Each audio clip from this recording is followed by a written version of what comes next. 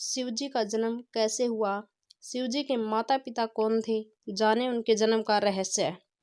भगवान शिव हिंदू धर्म के सबसे महत्वपूर्ण और पूजनीय देवताओं में से एक माने जाते हैं। ये सभी देवों में सर्वश्रेष्ठ माने जाते हैं। इसलिए ही भगवान शिव को देवादिदेव महादेव भी कहा जाता है। भोलेनाथ अनादि अनंत और स्वयंभू है। भगवान शिव जब सभी देवताओं में श्रेष्ठ है तो मन में जिज्ञासा उठती है कि उनके माता पिता कौन है, क्योंकि भगवान शिव के माता पिता को लेकर ज्यादातर भक्त जन अनजान है। श्रीमद् देवी भागवत पुराण में भगवान शिव के जन्म से जुड़ी कथा का जिक्र किया गया है। कुछ और धार्मिक ग्रंथों में भी भगवान शिव के जन्म के संबंध में बताया गया है।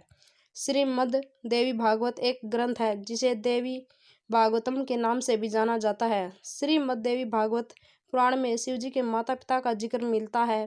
देवी पुराण की कथा के अनुसार एक बार देव ऋषि नारद ने अपने पिता ब्रह्मा जी से पूछा कि इस सृष्टि का निर्माण किसने किया है। जन और भगवान विष्णु, भगवान शिव और आपके माता पिता कौन है?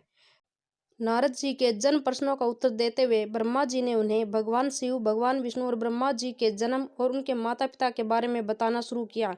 ब्रह्मा जी ने कहा कि देवी दुर्गा और शिव स्वरूप ब्रह्मा यानी काल सदाशिव के योग से ब्रह्मा, विष्णु और महेश इन त्रिदेवों की उत्पत्ति हुई है। प्रकृति स्वरूप माँ दुर्गा ही हम तीनों देवों की माता है और काल सदाशिव हमारे पिता। शिव जी के माता पिता के बारे में एक और अन्य कथा है जिसके अनुसार एक बार ब्रह्मा जी और भगवान विष्णु में विवाद हो जाता है। विवाद में ब्रह्मा जी ने भगवान विष्णु से कहा कि मैं आपका पिता हूँ, क्योंकि समस्त सृष्टि की उत्पत्ति मैंने ही की है।